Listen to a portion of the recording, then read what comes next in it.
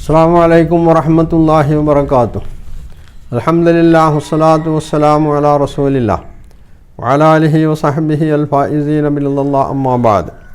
പ്രിയ സഹോദരങ്ങളെ, ജബാർവാശേരി പറയുന്നൊരു സംഗതി അറേബ്യയിൽ നേരത്തെ ഉണ്ടായിരുന്നൊരു സമ്പ്രദായമാണ്. ജ്യോത്സ്യന്മാർ അല്ലെങ്കിൽ അതുപോലുള്ള ആളുകളൊക്കെ വല്ല ഗുഹയിലുമൊക്കെ പോയി ഇരിക്കുമായിരുന്നു, അല്ലെങ്കിൽ പുതപ്പിട്ട് മൂടിക്കിടക്കും. എന്നിട്ട് തങ്ങൾക്ക് അതിലൂടെ ഉണ്ടാവാൻ വേണ്ടിയാണ് അങ്ങനെ ചെയ്യണത്. എന്നിട്ട് അവർ ആ വെളിപാട് പ്രകടിപ്പിക്കലാണ്, പ്രഖ്യാപിക്കലാണ്. അതുപോലെയാണ് മുഹമ്മദ് ചെയ്തിട്ടുള്ളതാണ്. ഇവിടെ യഥാർത്ഥത്തിൽ നമ്മളെ ജബ്ബാർ മാഷക്ക് തെറ്റിയതാണ്. കാരണം നബി സല്ലല്ലാഹു അലൈഹി വസല്ലമ ഹിറാ ഗുഹയിൽ വഹയിൻ്റെ സന്ദർഭങ്ങളിലൊക്കെ ഇദ്ദേഹം പറഞ്ഞ അനുസരിച്ചാണെങ്കിൽ വഹയി ലഭിക്കുമ്പോഴൊക്കെ അദ്ദേഹം ഹിറാ ഗുഹയിൽ പോയിട്ട് തപസ്സിരിക്കണമായിരുന്നു. അങ്ങനെ നബി സല്ലല്ലാഹു അലൈഹി വസല്ലമ ചെയ്തിട്ടില്ല.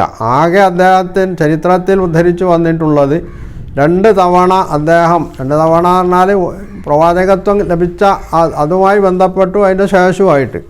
അതിന് മുമ്പ് പലപ്പോഴും പോയിരുന്നിട്ടുണ്ട്. ഈ രണ്ട് തവണയാണ് അദ്ദേഹം ഹിറാ ഗുഹയിൽ പോയിരിക്കുന്നത്.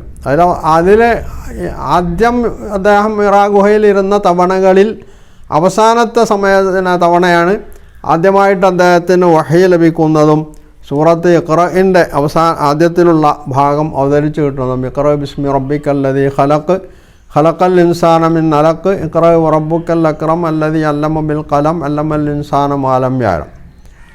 രണ്ടാമത് ഹദീസിൽ ഉദ്ധരിച്ചു വന്നൊരു സംഗതി, അദ്ദേഹം പിന്നെയും ഒരിക്കൽ കൂടി ഹിറാ ഗുഹയിൽ പോയിട്ടുണ്ട്. പക്ഷേ അവിടുന്ന് അദ്ദേഹത്തിന് വഹയി ലഭിച്ചിട്ടില്ല. ഹദീസിലെ പരാമർശം അനുസരിച്ച് അദ്ദേഹത്തിന് ആ രണ്ടാമത് പോയ പ്രാവശ്യം അവിടുന്ന് വഹയി ലഭിച്ചിട്ടില്ല. അവിടുന്ന് അദ്ദേഹം പിന്നീട് ഇറങ്ങി വന്നതിന് ശേഷമാണ് അദ്ദേഹത്തിന് യാ അയ്യുഹൽ മുസമ്മിൽ വീട്ടിൽ പൊതച്ച് കിടക്കുന്ന സമയത്താണ് അദ്ദേഹത്തിന് ഈ വഹയി കിട്ടുന്നത്. പിന്നെ അദ്ദേഹം പറയുന്നത് പൊതച്ച് കിടക്കുക എന്നുള്ളത് ഒരു ഏർപ്പാടുണ്ടായിരുന്നു. അതും ശുദ്ധ അസംബന്ധമാണ്. കാരണം നബി സല്ലല്ലാഹു അലൈഹി വസല്ലമ വീട്ടിൽ വന്ന് പുതച്ച് കിടക്കുന്നത് എന്തിൻ്റെ പേരിലാണ്? തനിക്ക് അനുഭവമില്ലാത്ത ഒരു സംഗതി അനുഭവപ്പെട്ടോ അതിൽ അദ്ദേഹത്തിന് അല്പം മാനസികമായി ബേജാറ് കുടുങ്ങി. അപ്പോൾ ആ ബേജാറ് തീരാൻ വേണ്ടി അദ്ദേഹം വീട്ടിലേക്ക് പോവുകയും ഭാര്യ ഖദീജ റളിയല്ലാഹു അൻഹായോട് പുതച്ചു കൊടുക്കാൻ വേണ്ടി പറയുകയും ചെയ്തു. അങ്ങനെ അതൊക്കെ അടങ്ങിയതിന് ശേഷം ഖദീജ റളിയല്ലാഹു അൻഹ തന്നെ നബിയോട് ചോദിക്കുന്നുണ്ട് എന്താണ് സംഭവിച്ചിട്ടുള്ളതെന്ന്. അപ്പോൾ ഈ പുതച്ച് കിടക്കുന്ന ഈ ഒരു ഘട്ടത്തിൽ യാ അയ്യുഹൽ മുസമ്മിൽ എന്നുള്ള സംഗതി ഇറങ്ങുന്നുണ്ട് ആ സൂറയുടെ ആദ്യ ഭാഗം. പക്ഷെ അവിടെ പറയുന്നത് എന്താ? പുതച്ച് കടന്നോന്നാണോ?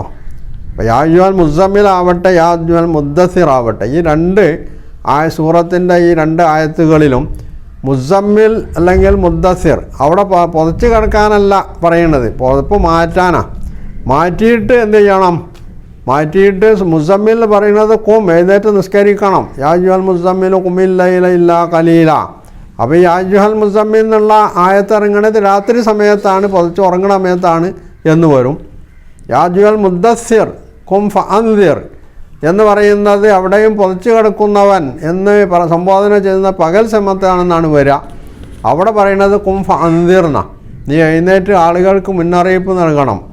പിന്നീട് എപ്പോഴെങ്കിലും നബി സല്ലല്ലാഹു അലൈഹി വസല്ലം അങ്ങനെ പുതച്ച് കിടക്കുകയും ആ സമയത്ത് അദ്ദേഹത്തിന് വഹി നൽകി വന്നതുമായിട്ട് എവിടെയെങ്കിലും പരാമർശമുണ്ടോ? അതാണ് പരിശോധിക്കേണ്ടത്. അതങ്ങനെ ഒരു പരാമർശമില്ല എന്നാണെങ്കിൽ നബി സല്ലല്ലാഹു അലൈഹി വസല്ലമക്ക് യാത്രയിലും നാട്ടിലും മക്കയിലും മക്കയുടെ പുറത്തുമൊക്കെ വെച്ച് പലപ്പോഴായിട്ട് ഇങ്ങനെയുള്ള ഖുർആനിൻ്റെ ഭാഗങ്ങൾ അവതരിച്ച് കിട്ടിയ വഹി ഉണ്ടായിട്ടുണ്ടെങ്കിൽ പിന്നെ ഇദ്ദേഹം പറയുന്നതിൻ്റെ അടിസ്ഥാനം എന്താണ്?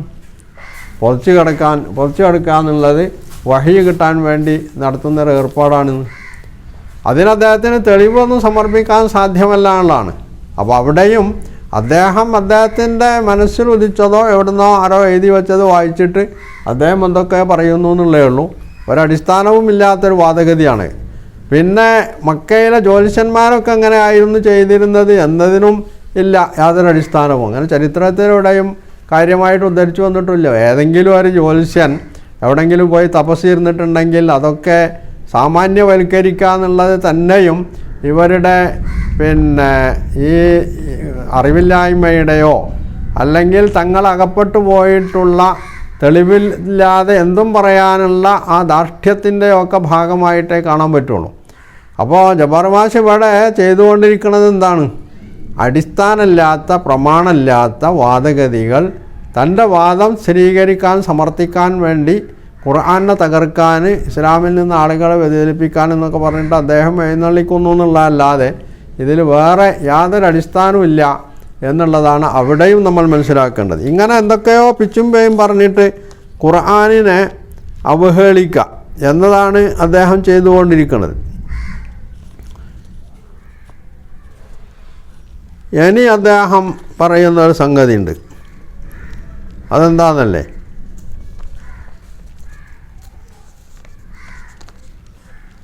പിന്നെ ഒരു സ്ത്രീയെ പുരുഷനെ സംബന്ധിച്ച് ഏതെങ്കിലും ഒരു സ്ത്രീയെ അയാൾക്ക് ഇഷ്ടപ്പെട്ടാൽ പിന്നെ ആ സ്ത്രീക്ക് കാശ് കൊടുത്തിട്ട് അവളുമായിട്ട് ലൈംഗിക ബന്ധത്തിൽ ഏർപ്പെടാം. കാശ് കൊടുത്താൽ മതി എന്നാ. അതിൻ്റെ അദ്ദേഹം ഉദ്ധരിച്ച ആയത്തിലേക്ക് വരുന്നതിന് മുമ്പ് വ്യഭിചാരത്തെ സംബന്ധിച്ചുള്ള ഇസ്ലാമിൻ്റെ ഖുർആനിൻ്റെ കാഴ്ചപ്പാട് എന്താണ് എന്ന് അദ്ദേഹം മനസ്സിലാക്കിയിട്ടുണ്ടോ എന്നുള്ളതാണ്.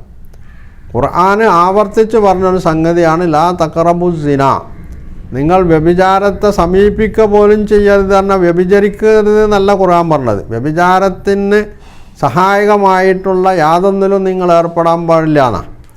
അത്രക്ക് കണിശമായി വ്യഭിചാരത്തെ നിരോധിച്ചിട്ടുള്ള ഒരു ഗ്രന്ഥം അത് വേദാണെന്നൊന്നും ഈ ജബ്ബാർ മാഷ് അംഗീകരിക്കണ്ട, ഒരു സാധാരണ ഗ്രന്ഥമാണെന്ന് തന്നെ വെക്കുക. ഇങ്ങനെയുള്ള കണിശമായിട്ട് ഒരു തെറ്റിനെ എതിർക്കുകയും ഒരു കാരണവശാലും അതിനെ സമീപിച്ചു പോകരുത് എന്നും പറയുന്ന ഒരു ഗ്രന്ഥം മനുഷ്യനാൽ വിരചിതമായ ഗ്രന്ഥമാണെന്ന് നോക്കുക. അതിലിങ്ങനെയുള്ള ഒരു പരാമർശം ഉണ്ടാവുമോ? ഉണ്ടാവില്ലാനുള്ള ഉറപ്പാണ്. അപ്പോൾ അദ്ദേഹം പറയുന്ന ഈ ഖുർആനിലെ പരാമർശം എന്തായിരിക്കും?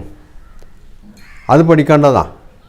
അത് പഠിച്ചുകൊണ്ടാണോ അദ്ദേഹം ആ പരാമർശം നടത്തിയിട്ടുള്ളത്? ആണ് എന്ന് പറയാൻ സാധ്യമല്ല. കാരണം അദ്ദേഹം ഉദ്ധരിച്ച ആയത്തും ആ ആയത്തിലെ അതുമായി ബന്ധപ്പെട്ട അദ്ദേഹം ഉദ്ദേശിച്ച സംഗതിയുമായി ബന്ധപ്പെട്ട പ്രയോഗവും എന്താണ് പറയുന്നത്, എന്താണ് അതുകൊണ്ട് ഉദ്ദേശിച്ചിട്ടുള്ളത് എന്ന് വ്യക്തമായി വിശുദ്ധ ഖുർആനിലെ സൂറത്ത് നിസാ 4-ാം അധ്യായത്തിലെ അദ്ദേഹം നമ്പറ പറഞ്ഞിട്ടുള്ളൂ, 24-ാമത്തെ ആയത്ത്. ആ ആയത്തിൽ പറഞ്ഞ സംഗതിയെ വസ്തുനിഷ്ഠമായി വിശകലനം ചെയ്താൽ ബോധ്യമാവുന്നൊരു സംഗതിയാണ് ഇവിടെ ജബ്ബാർ മാഷ് സത്യസന്ധമായിട്ടല്ല ഖുർആനിലെ പരാമർശം സംബന്ധിച്ച് വിശകലനം നടത്തിയിട്ടുള്ളത്. അദ്ദേഹത്തിന് തോന്നി വിളിച്ചു പറഞ്ഞു, ഖുർആൻ വ്യഭിചാരത്തിന് പ്രോത്സാഹനം നൽകുന്നു എന്ന് പറഞ്ഞു. ഇത്രയേ ഉള്ളൂ. അപ്പോൾ അദ്ദേഹത്തിന് ഇത് കാര്യങ്ങൾ പറയുന്നത് സത്യസന്ധമായി അവതരിപ്പിക്കണമെന്നൊന്നുമില്ല, എന്തും വിളിച്ചു പറയാം എന്നിട്ട് ഖുർആനെ എതിർക്കുക എന്നുള്ളതാണ് അദ്ദേഹത്തിൻ്റെ രീതി എന്നാണ് അദ്ദേഹത്തിൻ്റെ ഈ പരാമർശവും വ്യക്തമാക്കുന്നത്. ചുരുക്കത്തിൽ പറഞ്ഞാൽ അദ്ദേഹം അദ്ദേഹത്തിൻ്റെ ഓരോ വാക്കിലും തെളിയിച്ചു കൊണ്ടിരിക്കുകയാണ്, എൻ്റെ കയ്യിൽ ഞാൻ ഉന്നയിക്കുന്ന ആരോപണങ്ങൾക്ക് തെളിവുകളൊന്നുമില്ല, നിങ്ങൾക്കിട്ടുണ്ടെങ്കിൽ അംഗീകരിച്ചാൽ മതി, ഞാൻ എൻ്റെ വായിൽ വന്നതൊക്കെ കോതക്ക് പാട്ട് എന്നതുപോലെ വിളിച്ചു പറയും, ഞാനിത് ബുദ്ധിപരമായിട്ടുള്ള തെളിവിൻ്റെ അടിസ്ഥാനത്തിൽ പോലുമല്ല പറയുന്നത് എന്ന് അദ്ദേഹത്തിൻ്റെ ശ്രോതാക്കളോട് പറയാതെ പറയുന്നുണ്ട്. പക്ഷേ ഈ ശ്രോതാക്കളെ സംബന്ധിച്ചിടത്തോളം അവർ ഇത്തരത്തിലുള്ള സംഗതികൾ കേട്ട് കയ്യടിക്കാൻ വരുന്നവരാണ്, ശുദ്ധഗതിക്കാരാണ് അവർ. അതുകൊണ്ട് തന്നെ അവർക്ക് ഇതിനെ ചോദ്യം ചെയ്യേണ്ട കാര്യമില്ല, ചോദ്യം ചെയ്യാൻ അവർക്ക് മനസ്സുണ്ടാവില്ല. ആ ഒരു ബോധ്യം തൻ്റെ ശ്രോതാക്കൾ ആരാണെന്നുള്ള ബോധ്യം ജബ്ബാർ മാഷിക്കും ഉണ്ട്. അതുകൊണ്ട് അദ്ദേഹത്തിന് എന്ത് നുണയും എന്ത് അവിവേകവും വിളിച്ചു പറയാം, പ്രവർത്തിക്കാം, എങ്ങനെയും എന്തും സമർത്ഥിക്കാൻ ശ്രമിക്കാം. ഒരു പ്രമാണവും തെളിവും അദ്ദേഹത്തിന് ആവശ്യമില്ല. പുറമെ അദ്ദേഹം വായിച്ചിട്ടുള്ള ഓറിയൻ്റലിസ്റ്റുകളുടെ ഇസ്ലാമിൻ്റെ ശത്രുക്കളുടെ പുസ്തകങ്ങളിൽ നിന്ന് അദ്ദേഹം കണ്ടെടുത്തിട്ടുള്ള സംഗതികൾ അതിങ്ങനെ പറഞ്ഞുകൊണ്ടിരിക്കാം. അദ്ദേഹത്തിൻ്റെ ആഗ്രഹം അങ്ങനെ അത് തീർന്നു കിട്ടും എന്നുള്ളതല്ലാതെ അദ്ദേഹം ഉദ്ദേശിച്ചിട്ടുള്ള സംഗതി ഇവിടെ നടക്കാൻ പോകുന്നില്ല. കുറച്ച് ആളുകളൊക്കെ അദ്ദേഹത്തിന് വ്യതിചലിപ്പിക്കാൻ കഴിയുന്നുള്ളത് ശരിയാണ്. പക്ഷേ ഇസ്ലാമിനെ തകർക്കുക, ഖുർആനെ തകർക്കുക എന്നുള്ള അദ്ദേഹത്തിൻ്റെ വ്യാമോഹം അത് പോവണിയാൻ പോകുന്നില്ല. കാരണം ഇത്തരത്തിലുള്ള വ്യാജങ്ങളാണ് അദ്ദേഹം പറഞ്ഞുകൊണ്ടേയിരിക്കുന്നത്.